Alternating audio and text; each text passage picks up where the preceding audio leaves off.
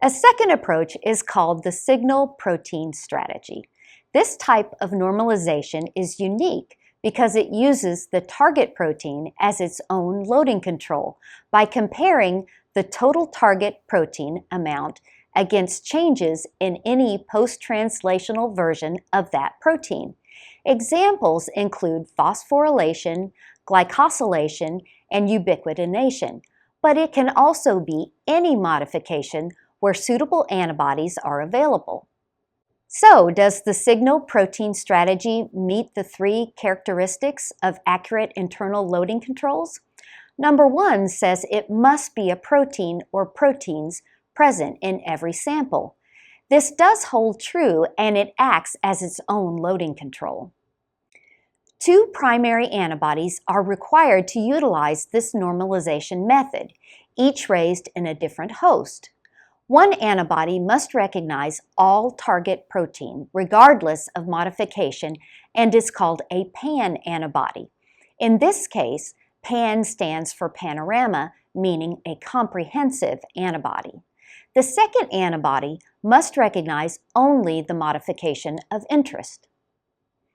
2-color fluorescent secondary antibodies are used to detect these 2 primary antibodies in a multiplex experiment because the modification often does not result in a significant change in the molecular weight, and the 2 proteins are therefore not separated by SDS page. The signal protein strategy offers several advantages. First, error is eliminated by removing the complications that housekeeping proteins can introduce, or that are introduced by stripping and reprobing of the blots. Secondly, publishing guidelines from the Journal of Biological Chemistry state signals obtained using antibodies specific for phosphorylated epitopes should be normalized to the total protein level of the target protein. So this type of normalization is specifically recommended.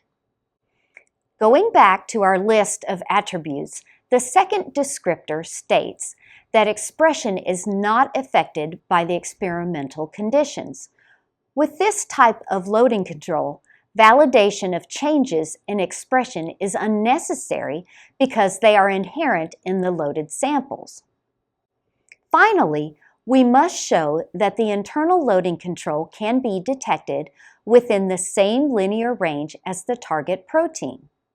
The modified form is frequently expressed at a lower level than the total protein, requiring verification that both forms can be detected within the same linear range using your specific antibodies, sample concentrations, and detection method in both your treated and untreated samples.